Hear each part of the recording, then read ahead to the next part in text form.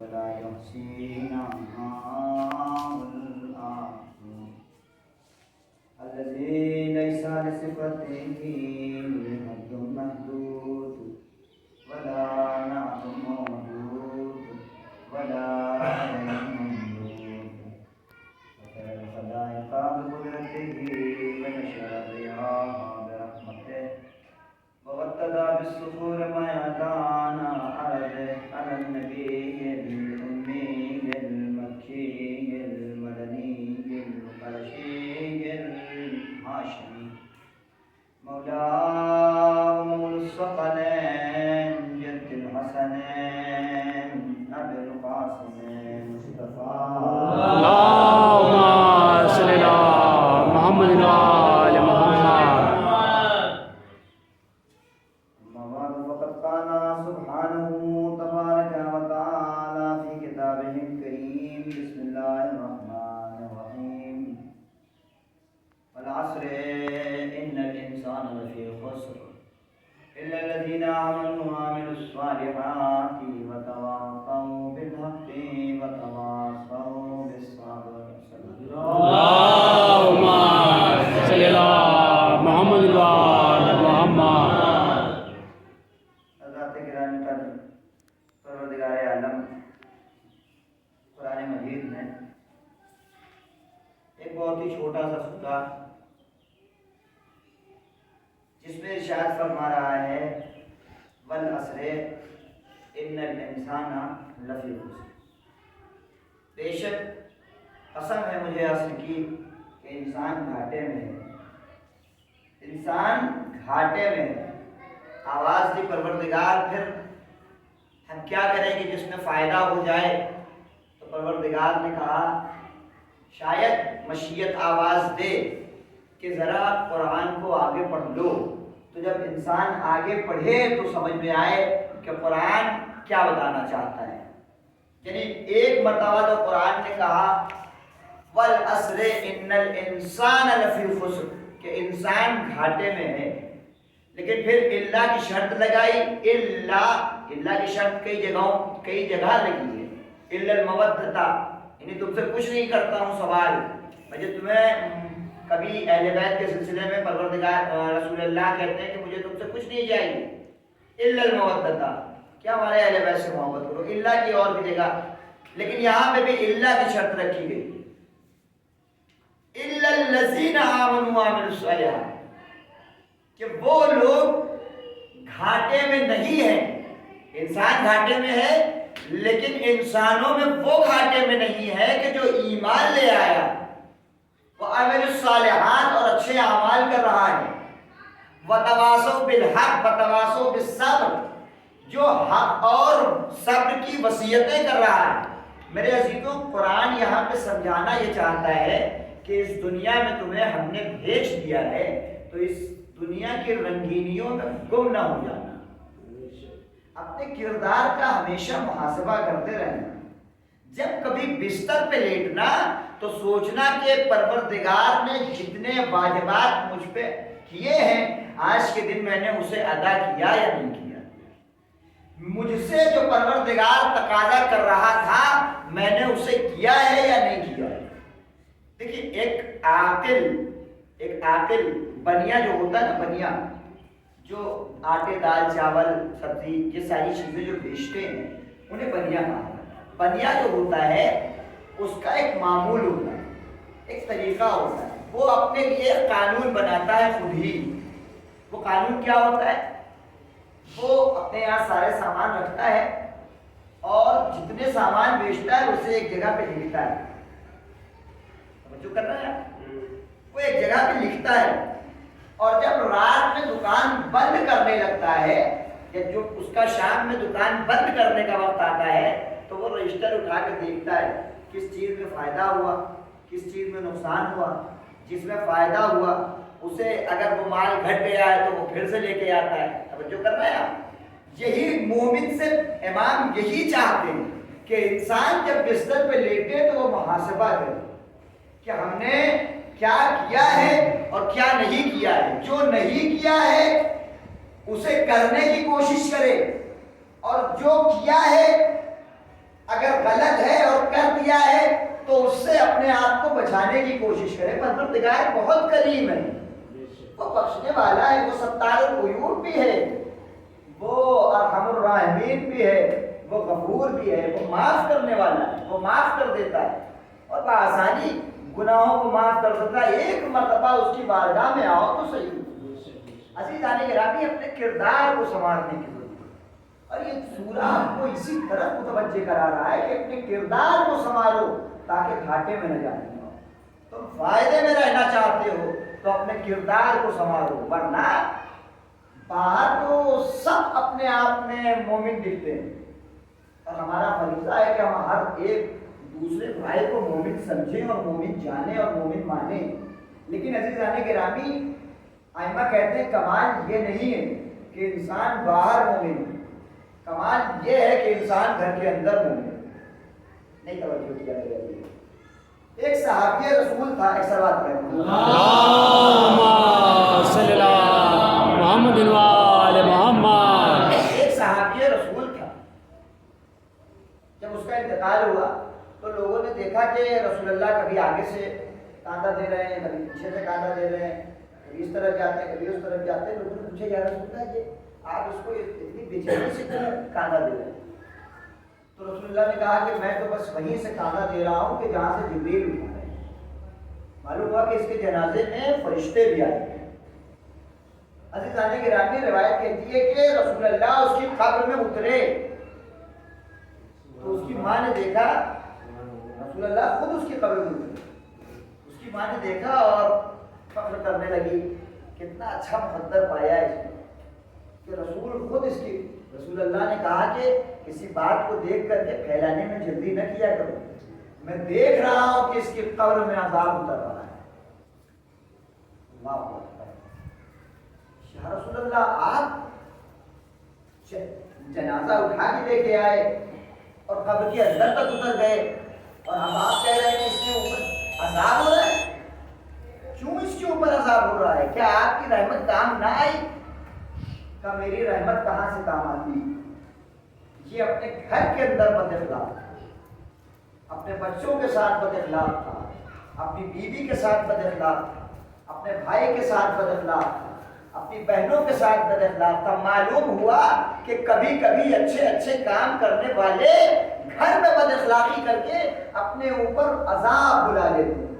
صلوات پڑھے محمد۔ اللہم صلی اللہ محمد وآل محمد۔ توفیق ہے ہمارے لیے، یہ توفیق ہے ہمارے لیے کہ پروردگار نے ہمارے لیے یہ فرش ادا کا اہتمام کر دیا کہ جس کی وجہ سے ہمیں اپنی زندگی کو سنوارنے کے مواقع فراہم ہوتے ہیں۔ جو کریں آپ، ہمیں اپنے آپ کو سنوارنے کے مواقع فراہم ہوتے ہیں، اور یہاں پہ پتہ چلتا ہے، اور قرآن کی یہ آیت کہ اگر کوئی خدا نہ خواستہ اس برے افعال میں پھنسا ہوا ہے اور یہ سوچ رہا ہے اب تو سب سے بڑا گناہ اگر دنیا میں کوئی ہے تو وہ مایوسی ہے، اللہ کی رحمت سے مایوسی، اللہ کی رحمت سے انسان کو مایوس نہیں ہونا چاہیے۔ قرآن یہی بات کہتا ہے کہ اللہ کی رحمت سے کبھی مایوس نہ ہو۔ کیوں؟ اس لیے کہ اگر انسان اللہ کی رحمت سے مایوس ہو گیا، شیطان اس کو یہی وسوسہ ڈالتا ہے کہ اب تو تم نے اتنا بڑا گناہ کر لیا، اب تمہیں تو پروردگار معاف۔ ایک شخص آیا رسول اللہ کی خدمت میں اور کہنے لگا یا رسول اللہ کیا میرے گناہ معاف ہو سکتے ہیں؟ کیا میرے گناہ معاف ہو جائیں گے؟ کیا میرا گناہ بہت بڑا ہے یا رسول اللہ، کیا معاف ہو جائے گا؟ کیا تیرا گناہ زمین میں پھیلے ہوئے ذرات سے زیادہ ہے؟ کہ یا رسول اللہ اس سے بھی بڑا گناہ ہے۔ کیا تیرے گناہ آسمان میں اڑتے ہوئے، آسمان میں نکلے ہوئے تاروں سے زیادہ ہے؟ کہ یا رسول اللہ اس سے بھی بڑا ہے۔ کہا کہ بتا تو صحیح کہ تیرا گناہ کیا ہے؟ ایک مرتبہ اس نے کہا یا رسول اللہ میں وہ ہوں کہ ایک مرتبہ جب میں کام سے واپس آیا تو میں نے دیکھا کہ میرے گھر میں 9 برس یا 13 برس کی بچی ہے جو میرے گھر کے آنگن میں کھیل رہی ہے۔ جب میں نے پتہ کیا اپنی زوجہ سے تو اس نے کہا کہ یہ میری بچی ہے۔ یہ واقعہ اسی دور جاہلیت کا ہے کہ جب لوگ اپنی بچیوں کو زندہ ڈرگور کرتے تھے۔ عزیزان گرامی جب میں نے اپنی زوجہ سے پوچھا تو اس نے کہا کہ یہ ہماری بچی ہے، ہماری بیٹی ہے۔ عزیزان گرامی اس نے فوراً ہی ہاڑوا اٹھایا، اس بچی کو اٹھایا، قبرستان لے کے پہنچا، قبر کھودنا شروع کیا، اور قبر کھودنے کے بعد اس بچی کو، ابھی اس بچی کی الگ الگ روایت ہے، اس بچی کی عمر بہت زیادہ نہیں ہے، یہ بچی 5 یا 6 سال کی، 5 یا 6 سال کی۔ عزیزان گرامی یہ 6 سال کی بچی کو لے کر کے یا 5 سال کی بچی کو لے کر کے آیا اور قبر میں لٹانے لگا۔ ایک مرتبہ اس نے دیکھا کہ میرے بابا کے دامن میں مٹی لگ گئی ہے، اس نے فوراً اس کو جھاڑنا شروع کیا، اس کا دل پسیجا نہیں، یا رسول اللہ اس نے میرے دامن سے مٹی کو جھاڑ دیا اور میرا دل نہیں پسیجا۔ پھر اس نے دیکھا کہ میری داڑھی میں مٹی لگی ہوئی ہے، اس نے کہا ارے میرے بابا کی داڑھی میں مٹی لگی ہوئی ہے، اس نے فوراً ہی میری داڑھی سے مٹی ہٹائی۔ اے بابا جان مجھے نظف نہ کرو، اے بابا جان میں تمہارے ساتھ رہنا چاہتی ہوں، اے بابا جان میں یہاں پہ اکیلے گھٹ کے مر جاؤں گی، لیکن میں نے کوئی رحم نہ کیا، لیکن میں نے کوئی رحم نہ کیا۔ عزیزان گرامی اس شخص کو رسول اللہ نے ڈانٹ کے باہر لگا دیا۔ کچھ گناہ ایسے ہیں کہ جن کا کفارہ نہیں ہے، لیکن عزیزان گرامی انسان اپنے آپ میں مایوس نہیں ہو پروردگار سے، اس لیے کہ جب انسان مایوس ہو جائے گا تو پھر پروردگار سے طلب مغفرت نہیں کر سکتا، طلب مغفرت نہیں کرے گا تو ظاہر سی بات ہے کہ وہ گناہوں میں پھنستا چلا جائے گا۔ لہذا آج سے ہمیں یہ طے کر لینا چاہیے کہ پروردگار ہم یقیناً گنہگار ہیں، تو بخشنے والا ہے، تو غفور ہے، تو مغفرت کرنے والا ہے، تو ہم سب کی گناہوں کو معاف کر دے، اور اسی فرش عزا سے ہم یہ طے کر کے اٹھ جائیں کہ آئندہ اگر ہم خدا نخواستہ اس ٹائپ کا یعنی جو گھر میں بد اخلاقی ہے تو آج سے ہم نہ گھر میں بد اخلاق ہوں گے نہ سماج میں بد اخلاق ہوں گے۔ صلوات پڑھ لیں۔ اللہم صلی علی محمد و آل محمد۔ ہم اپنے اندر یہ ارادہ نہیں جگائیں تب تک کوئی فائدہ نہیں ہونے والا ہے۔ وَتَوَاصَوْا بِالْحَقِّ وَتَوَاصَوْا بِالصَّبْرِ، اور یہ ہمارا اور آپ کا فریضہ ہے، خاموش رہنے سے کچھ نہیں ہوگا، بولنا پڑے گا۔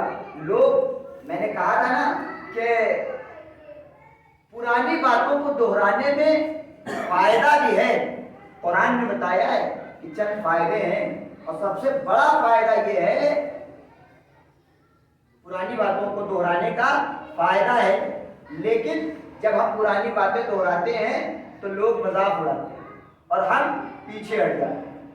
ہمیں پیچھے نہیں ہٹنا ہے، اگر ہم پیچھے ہٹ گئے تو یہ سمجھیے کہ اگر ہم اپنے آپ کو پیچھے ہٹا رہے ہیں تو یہ سمجھیے کہ ہم خود بخود اپنی زندگی میں پیچھے ہیں۔ مطلب کیا ہے کہ مطلب یہ ہے کہ ہم جنت کی طرف آگے بڑھ رہے تھے، ہم جنت سے خود بخود دور ہو رہے ہیں۔ یعنی ہمیں بولنا ہے، لیکن امام نے اسی لیے کہا تھا کہ بولو تاکہ پہچانے جاؤ، امام نے اسی لیے کہا تھا بولو تاکہ پہچانے جاؤ۔ اب ذرا سی آپ کے ذوق کی بات کر دوں تاکہ ذرا سا آپ کا چہرے کا رنگ متغیر ہو جائے، کہ امام نے فرمایا بولو تاکہ پہچانے جاؤ۔ جب شاعر بولتا ہے تو اس کی فکر کا اندازہ ہوتا ہے، جب خطیب بولتا ہے تو اس کے علم کا اندازہ ہوتا ہے، جب مجمع بولتا ہے تو علی کے عشق کا اندازہ ہوتا ہے۔ صلوات پڑھیں محمد۔ اللہم صلی علی محمد و آل محمد۔ لیکن امام نے یہ بھی کہا ہے کہ عاقل کی زبان اس کی عقل کے آگے ہوتی ہے، اور بے وقوف کی زبان اس کی عقل کے آگے ہوتی ہے، اور عاقل کی زبان اس کی عقل کے پیچھے ہوتی ہے۔ مطلب کیا ہے؟ مطلب یہی ہے کہ عاقل جب بولتا ہے تو پہلے سوچتا ہے کہ کیا بولنا ہے تاکہ بعد میں پچھتانا نہ پڑے، لیکن بدعقل جو ہوتا ہے، بے وقوف جو ہوتا ہے، وہ پہلے بولتا ہے پھر سوچتا ہے کہ یار کاش نہ کہا ہوتا، فلاں کا دل دکھ گیا میری بات سے۔ لیکن عزیزان گرامی عاقل انسان جب ہوگا تو وہ سوچ لے گا پہلے ہی کہ مجھے کیا بولنا ہے اور کس سے بولنا ہے اور کیسے بولنا ہے۔ میں نے کہا تھا نا کہ ایک ہی بات کو کہنے کے کئی طریقے ہوتے ہیں، اگر انسان اسے نرم لہجے میں لوگوں تک پہنچائے تو وہ خوشی خوشی مجمع ایکسیپٹ کر لیتا ہے، لیکن اسی بات کو اگر ڈانٹ کر کے پہنچائے تو مجمع یہ جو مشہور ہوا کہ اسلام تلوار کے زور پہ پھیلا ہے، یہ کہاں سے مشہور ہوا؟ کیا رسول اللہ نے نعوذ باللہ ڈانٹ ڈانٹ کر کے اسلام پہنچایا تھا؟ لوگوں کو ڈنڈے مارے تھے کہ مسجد میں آؤ ورنہ ڈنڈے پڑیں گے، لوگوں کو تلواریں مار رہے تھے کہ تم شراب نہ پیا کرو، اسلام قبول کرو؟ نہیں، رسول نے کبھی ایسا نہیں کیا۔ اگر رسول نے ایسا کیا ہوتا تو قرآن میں کبھی نہ ہوتا اِنَّهُ لَعَلَىٰ خُلُقٍ عَظِيمٍ، اے میرے حبیب آپ خلق عظیم پہ فائل ہیں۔ یہ آیت کب آئی؟ یہ آیت اس وقت آئی کہ جب رسول اللہ نے اسلام پھیلایا۔ کیسے اسلام کیسے پھیلایا؟ رسول اللہ نے اسلام اپنے کردار سے پھیلایا ہے۔ لوگوں کے پاس جاتے تھے، لوگوں کو اس حق کی اور پروردگار کی اور پاک باتیں اور اچھی باتیں اور اسلامی باتیں بتاتے تھے تو لوگ سنتے نہیں تھے، لوگ اپنے کانوں میں روئیاں ٹھوس لیتے تھے۔ روایتوں میں یہاں تک ملتا ہے کہ رسول اللہ، دیکھیے یہ پرانی باتیں میں نے بھی کہا نا، پرانی باتیں سننے کا بھی بڑا فائدہ ہے۔ ایک تو فائدہ میں پہلے ہی بتا دوں، پھر اس کے بعد پھر آتا ہوں اپنی بات پہ۔ ایک فائدہ جو سب سے بڑا فائدہ ہے وہ یہ ہے کہ جب انسان پرانی باتیں کرتا ہے تو حق واضح ہوتا ہے، باطل کا کریز چہرہ سامنے آتا ہے۔ یہی وجہ ہے کہ جیسے ہی محرم کا چاند نکلتا ہے تو بدعت کے فتوے نکلنے لگتے ہیں۔ یہ کیوں ہو رہا ہے؟ یہ کیوں روکا جا رہا ہے؟ بھائی کسی وجہ سے اس لیے روکا جا رہا ہے کہ اگر یہ ذکر ہوتا رہا تو ہمارے آباء و اجداد کے باطل چہرے سامنے آتے رہیں گے، اسی لیے روکا جا رہا ہے۔ عزیزان گرامی، تو رسول جب پہنچتے تھے، رسول اللہ نے بہت قربانی دی ہے اسلام پہنچانے کی، بہت زیادہ قربانی دی۔ جب رسول اللہ لوگوں کے پاس جاتے تھے تو لوگوں کے پاؤں جو ہیں وہ گیلی مٹی اور کیچڑ میں اٹکے ہوئے ہوتے تھے۔ وہ کہتے تھے کہ اے رسول، تم اگر اپنے آپ کو رسول کہتے ہو، اے محمد تم اگر اپنے آپ کو رسول کہتے ہو اور ہمیں کچھ اچھی باتیں سکھانا چاہتے ہو تو لو پہلے میرے پیر کے ناخن کاٹو، پھر میں تمہاری بات سنوں گا۔ آپ تو بچوں کر رہے ہیں۔ اور رسول اللہ اپنے زانوں پہ اس کا پیر رکھتے تھے اور اس کے ناخن کاٹتے رہتے تھے، اسے آپ کی تلقین کرتے تھے۔ جب کوئی ایسے ہی رسول اللہ بیٹھے ہوئے آنے والا شخص آ گیا، رسول اللہ فوراً کھڑے ہوئے، اپنی ابا اتاری اور فوراً نہیں پہ بچھا دیا، کہا آؤ بھائی بیٹھو۔ وہ گندا پیر لے کے آیا اور چاہے جیسے بھی آیا وہاں بیٹھ گیا، رسول سے بتا رہا، ایسے پھیلایا ہے۔ اسی لیے پروردگار نے کہا اے رسول، اگر تم لوگوں سے ڈانٹ کر کے مل رہے ہوتے تو یاد رکھو تمہارے پاس کوئی آتا نہیں۔ رسول کا اخلاق ایسا تھا کہ لوگ خود بخود چل کے رسول کے پاس آتے تھے۔ ارے جہاں لوگ ایک دوسرے کا چہرہ دیکھنا نہیں پسند کرتے، جہاں لوگ ایک دوسرے سے ملاقات کرنا پسند نہیں کرتے، وہاں یہ کون شخص آ گیا کہ جو اپنی رضا اتار کے بچھا دیتا ہے ہمارے بیٹھنے کے لیے؟ یہ اخلاق ہے۔ یہ کون شخص ہے جو ہمارے پاؤں کے ناخن کاٹ رہا ہے؟ کوئی تو بات ہے اس کے اندر، کوئی تو یہ بات پہنچانا چاہتا ہے کہ جو یہ سب کرنے کے لیے تیار ہے۔ ہم اسے اذیتیں پہنچا رہے ہیں، ہم اسے تکلیفیں پہنچا رہے ہیں۔ تو اسلام بہت مشکل سے پھیلا ہے اور اخلاق پیغمبر کا نتیجہ ہے۔ یہ جو بدنام کیا گیا، یہ دشمنان اہل بیت نے بدنام کیا۔ اورنگزیب نے نہ جانے کتنے شیعوں کو قتل کیا، نہ جانے کتنے ہندوؤں کو قتل کیا، وہیں سے کہ کلمہ پڑھو قتل کرنا شروع کیا۔ تاریخ آپ کے سامنے عزیزان، وہیں سے یہ بات پھیلی کہ اسلام جو ہے وہ تلوار کے زور پر۔ لیکن عزیزان گرامی، اسلام کے جو محافظین ہیں وہ تو اعلیٰ ہیں، انہوں نے اسلام کا چہرہ آج ساری کائنات میں سامنے کر دیا کہ دیکھو اصل اسلام کون ہے اور نقلی اسلام کون ہے۔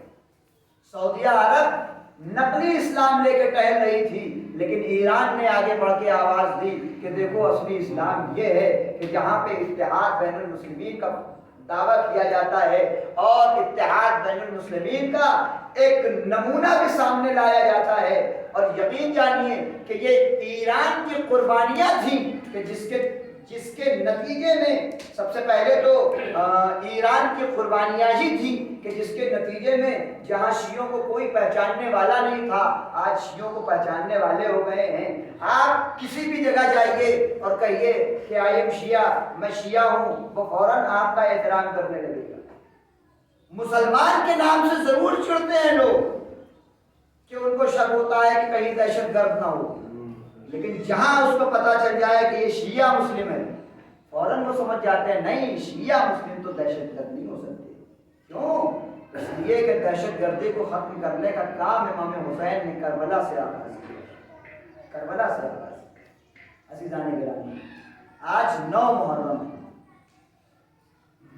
یہ اخلاق کا سلسلہ کربلا تک آیا ہے۔ امام حسین آخری دن تک لوگوں کو اخلاق کا پیغام دیتے رہے، لوگوں کو حق کی وصیتیں کرتے رہے۔ ارے تمہیں کیا ہو گیا ہے؟ کیا میں نے حلال محمدی کو حرام کر دیا ہے یا حلال محمدی کو حرام کر دیا؟ مجھے کیوں قتل کرنا چاہتے ہو؟ کبھی فرمایا کہ ان کے اوپر حق کی باتیں کبھی اثر نہیں کر سکتی۔ ایک بات اور امام نے بتا دی اپنے قول سے کہ دیکھو حق اگر چاہتے ہو کہ تمہارے اوپر حق اثر انداز کر جائے تو اپنے پیٹ کو نجس غذاؤں سے بچاؤ، حرام غذاؤں سے بچاؤ۔ کھاؤ تو تمہیں پتہ ہونا چاہیے کہ تم کیا کھا رہے ہو، کیسا کھا رہے ہو، پاک کھا رہے ہو، جائز کھا رہے ہو کہ ناپاک اور حرام کھا رہے ہو۔ یہ ہمیں پتہ ہونا چاہیے تمہیں کیا ہو گیا ہے۔ نہیں، ان کے اوپر ہماری باتوں کا اثر نہیں ہونے والا ہے، اس لیے کہ ان کے بطون تو حرام سے بھرے تھے، حرام سے بھرے ہوئے ہیں۔ لو عزیزوں، سارے اقربا، سارے شہداء، سارے انصار ایک ایک کر کے کربلا کی تپتی زمین پہ سو رہے ہیں، ایک ایک کر کے سب چلے گئے۔ اب حسین کا کوئی یاور و مددگار نہیں ہے۔ لو عزاداروں، علی اکبر بھی جا کے سو چکے ہیں، حسین کے بازو بھی کمزور ہو چکے ہیں، حسین کی کمر بھی خمیدہ ہو چکی ہے، حسین کا جگر بھی بڑا کمزور ہو گیا ہے، لیکن عزاداروں امام حسین آخری تحفہ رکھے ہوئے ہیں کہ جو خدمت پروردگار میں پیش کرنا ہے۔ امام حسین آتے ہیں، آواز دیتے ہیں کہ ہے کوئی جو میری مدد کے لیے آ جائے، ہے کوئی جو میری نصرت کے لیے آ جائے۔ یہ آواز خیمے میں پہنچی، عزاداروں ایک بحران برپا ہوا، بیویوں کے رونے کی آواز باہر آئی۔ امام حسین فوراً خیمے کے اندر آئے، بہن زینب یہ رونے کا سبب کیا ہے، یہ رونے کی وجہ کیا ہے؟ بھیا آپ کی آواز استغاثہ کو سن کے علی اصغر نے اپنے آپ کو جھولے سے گرا دیا۔ بھیا علی اصغر نے اپنے آپ کو جھولے سے گرا دیا ہے، علی اصغر نے اپنے آپ کو جھولے سے گرا دیا ہے۔ لاؤ بہن، میں اپنے بچے کے مقصد کو سمجھتا ہوں، لاؤ میری آغوش میں دے دو۔ عزاداروں، امام حسین 6 مہینے کے لمبے علی اصغر کو اپنی اماں کے دامن میں چھپا کے لے کے آ رہے ہیں۔ میدان مقتل میں آئے، فرات کے کنارے آتے ہیں، پہرا لگا ہوا ہے۔ ایک مرتبہ یزیدیوں نے سوچا کہ کوئی لگتا ہے کہ حسین قرآن لے کے آ رہے ہیں ہماری بیعت کرنے کے لیے۔ ایک مرتبہ کسی شقی نے کہا حسین کیا قرآن لے کے آ رہے ہو ہماری بیعت کرنے کے لیے؟ اگر پہلے بیعت کرنی ہوتی تو تمہارا عباس بھی زندہ ہوتا، تمہارا اکبر بھی زندہ ہوتا۔ اجرکم من الزہرا، اجرکم من الزہرا۔ امام حسین ایک جگہ میں کھڑے ہوئے، ابا کے دامن کو ہٹایا، دیکھنے والوں نے دیکھا کہ قرآن تو آیا ہے لیکن قرآن ثابت نہیں بلکہ قرآن ناطق آیا ہے۔ امام حسین نے بچے کو ہاتھوں پہ اٹھایا، آواز دی پہنچے جو باکار تو تیری نگاہ میں اگر حسین خطا کار ہے تو اس بچے کی کیا خطا ہے؟ 2 قطرے آپ دے دو، اس کی ماں کا دودھ بھی خشک ہو گیا ہے۔ اللہ اکبر، اللہ اکبر۔ لیکن عزاداروں کوئی آواز نہ آئی۔ ایک مرتبہ امام حسین نے علی اصغر کی جانب دیکھا، لال اے میرے بیٹا تم بھی تو حجت خدا کے فرزند ہو نا، اپنی حجت کو تمام کرو۔ لو دادارو، جناب علی اصغر نے اپنے پکڑائے ہوئے ننھے سے ہونٹوں پہ شمشیر جیسی ننھی زبان، اب جو پھیری سوکھی ہوئی زبان کو پھیرنا تھا کہ فوج اشقیا میں تلاطم مچ گیا۔ عزادارو، مقتل لکھتا ہے کہ فوج جفاکار اپنے سر ڈگرا ڈگرا کے رو رہی تھی، اسی اثنا میں ایک آواز بلند ہوئی، اینا ہرملا، کلام الحسین، اور ہرملا کہاں ہے؟ حسین کے کلام کو منقطع کرے۔ لو عزیزو، سنسناتا ہوا تیر چلا، بچہ باپ کے ہاتھوں میں منقلب، حسین نے مرثیہ پڑھا۔ ارے عزادارو، حسین نے چلو میں خون کو لیا، چاہ کے زمین کی طرف پھینکے، آواز آئی آقا ہم اس خون ناب کا بوجھ برداشت نہیں کر سکتے، اب تو چاہ آسمان کی طرف پھینکے، آواز آئی آقا ہم برداشت نہیں کر سکتے۔ لو عزیزو، کتنا وزنی ہے خون جناب علی اصغر، نہ زمین قبول کرنے کو تیار ہے، نہ آسمان لینے کے لیے تیار ہے۔ مظلوم امام نے اپنے چہرے پہ بنا، گواہ رہنا اپنے نانا کے سامنے اسی انداز میں آؤں گا۔ شاعر نے آواز دی، ارے انکار آسماں کو ہے، راضی زمین نہیں، اصغر تمہارے خون کا ٹھکانہ کہیں نہیں، وسيعلم الذين ظلموا